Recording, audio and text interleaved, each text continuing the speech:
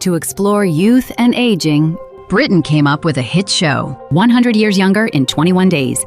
In this show, guests had live snail placed on their faces, soaked in milk baths, and even tried caffeine enemas. They turned to all kinds of methods, claiming that in just 21 days, they could make a group a combined 100 years younger. Welcome to Team Health. I'm Dr. Zheng Dingjing, a geriatrician. Today, we're joined by a world-class healthy aging expert. He once served with the NHS as Minister for the Elderly, a role that made him the chief architect of national elderly health policies. Beyond that, he's also an entrepreneur, using technology to help us live better. Hearing that, you might picture him as a very serious scientist. But what if I told you? This top-tier medical expert turned the show's guests into evidence-based medicine research subjects. So what exactly happened to this top medical authority on that reality show?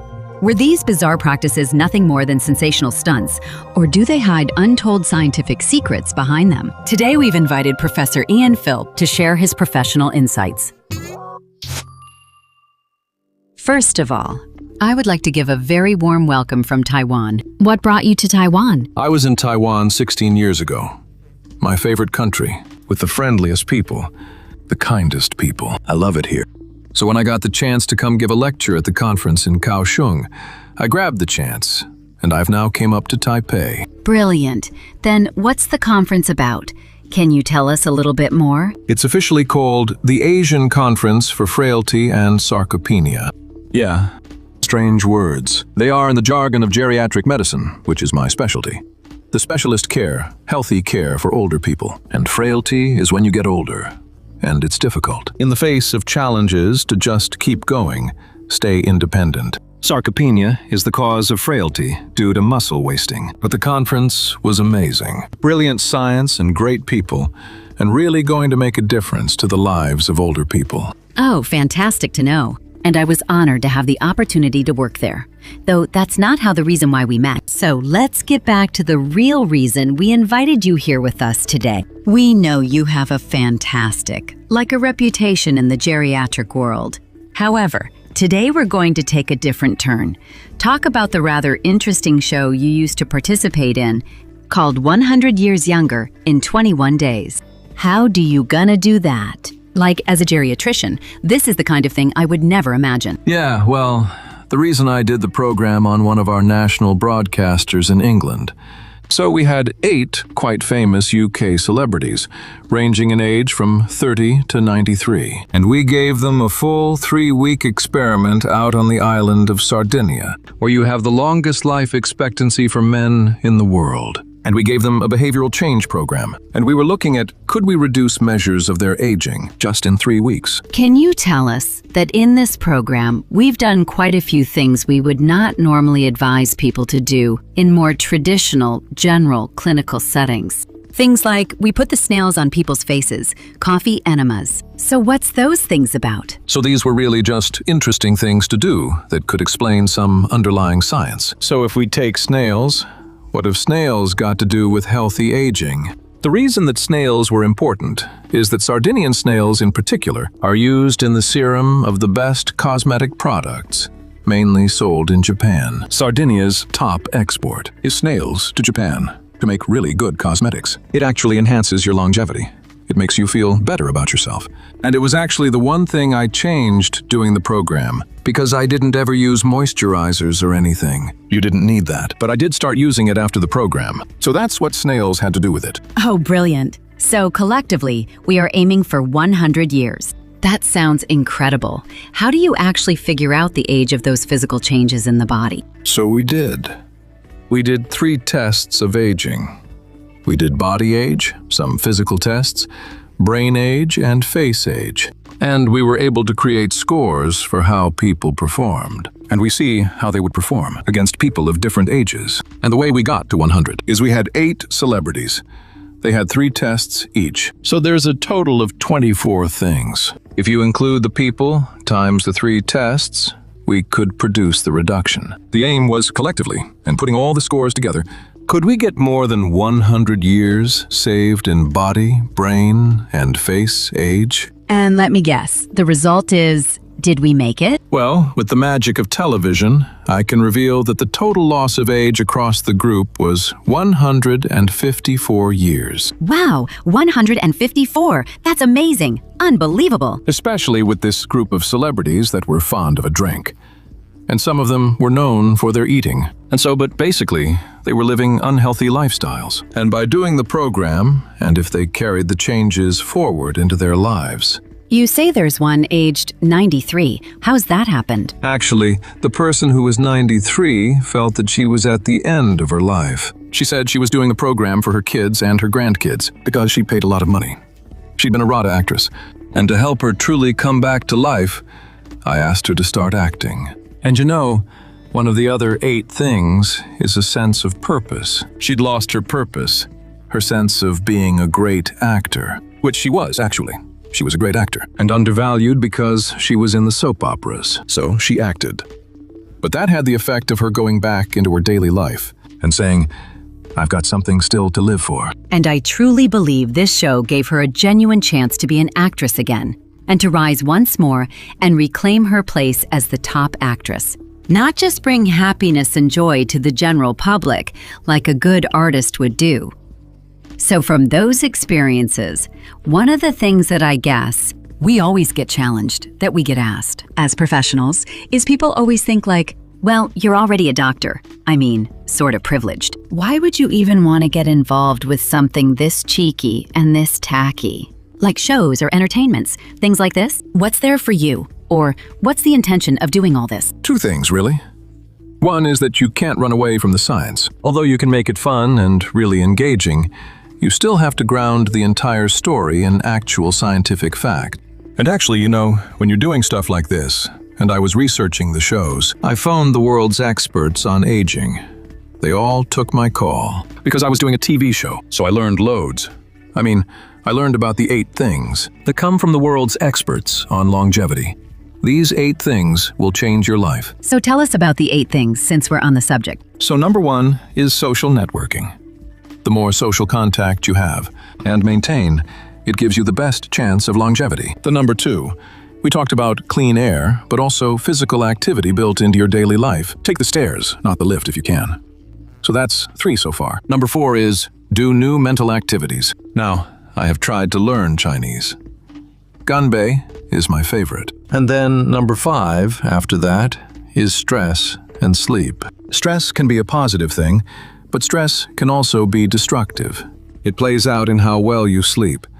These 2 are connected. Further down the list than people would think is nutrition. It's still really important. There's 2 things about it. It is important what you eat, but it's even more important how you eat. Eating in company, eating for pleasure, and eating slowly. And the last one is sense of purpose. Having that feeling that you're doing things that are valued. In family, friends, work, or hobbies, having a sense of purpose is so important. And it's actually the very thing that helps older people face their own death. It's almost like a taboo subject. But I've talked to many old people about this. And they say that they're ready to face their death. It won't be tragic. They don't want to burden the family. They don't want to suffer.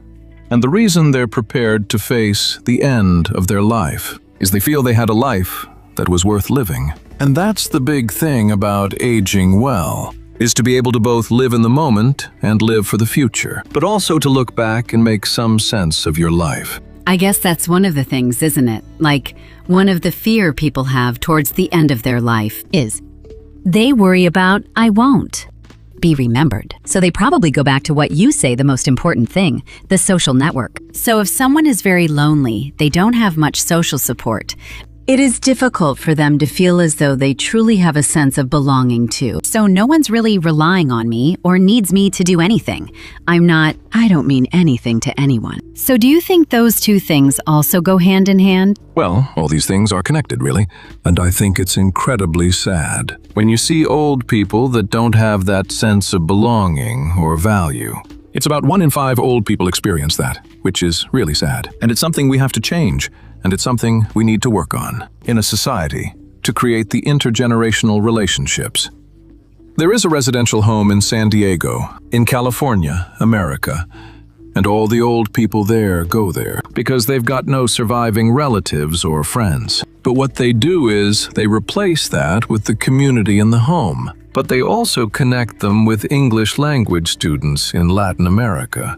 And they teach the students to speak English, and the students provide the social contact. They've studied this. The feelings of love are just the same as the feelings of love with a family member. So I think this intergenerational piece is important. And certainly, I think it is more common in the West that we have these problems.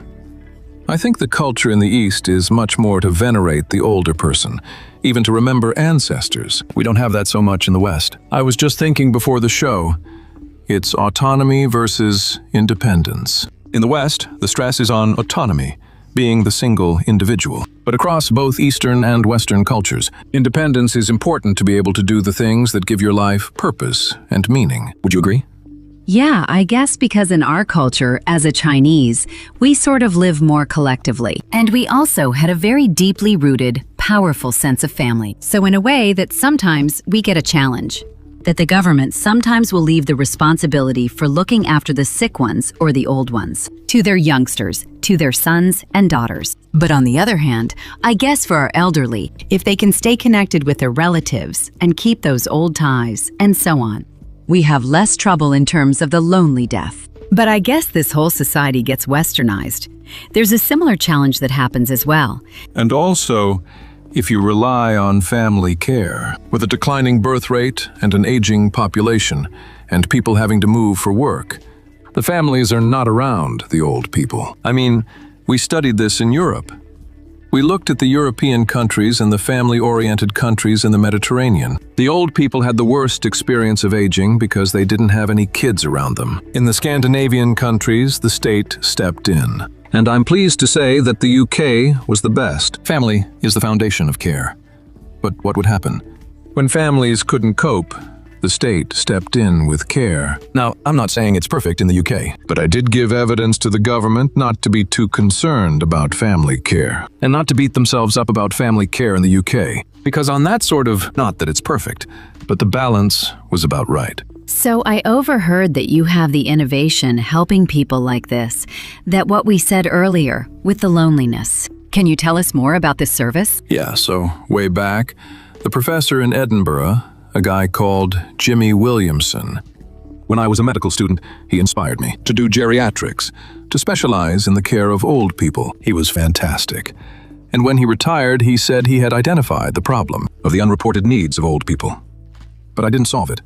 And he asked me to solve it. So I spent 30 years of research, 50 countries, including Taiwan. We did a study comparing the unreported needs of Aboriginal Taiwanese and Han Chinese, working with Hualien School. What we found is that around the world, about 2/3 of the things that threaten older people's independence and well-being are not even reported. And more importantly, we found that if they are reported, you can do something about them. Things like loneliness, chronic severe pain, falls, and so on. So I started my business now, called Aged Care Technologies, or ACT, to have a business model.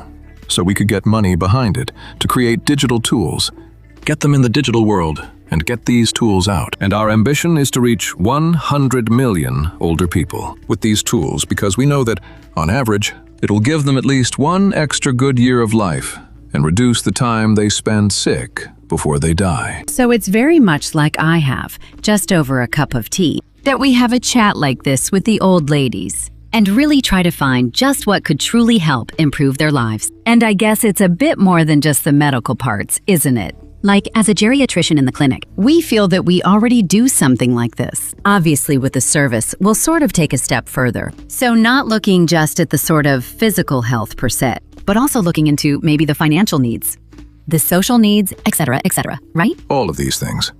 The thing about our work as geriatricians is that however many we have, and we have a great society in Taiwan of geriatricians, and the UK, I'm proud of the UK, we invented geriatricians. Yes, that's true. Yes. And we have a very big society of specialists in older people's care. But there's only so many, and yet the need is great. So what our methods really do is help many, many more older people get the support they need early on, before they go into a crisis. But also we identify a small percentage of these older people who really do need to see you and your colleagues. And we do it based on what we call the geriatric giants, the syndromes of aging, where only really good old age specialists can provide the best help. Falls, memory loss, loss of mobility, loss of vitality, indeed, frailty and sarcopenia. How fantastic! So today we started from educate the whole populations and really explored how we can live longer and better through these 8 pillars. At the end, then we rip it up with utilize the technology to enhance the people's, like to be able to stay in their own environment for longer. So it's a very, very, very honor to have Ian to be with us in today's show. And I wish you all the best, and hopefully we can collaborate more in the future, okay? Do you love what we shared today? Yes, right now. Just move your finger, hit like, subscribe, and share. Watch Team Health. Let's stay healthy together.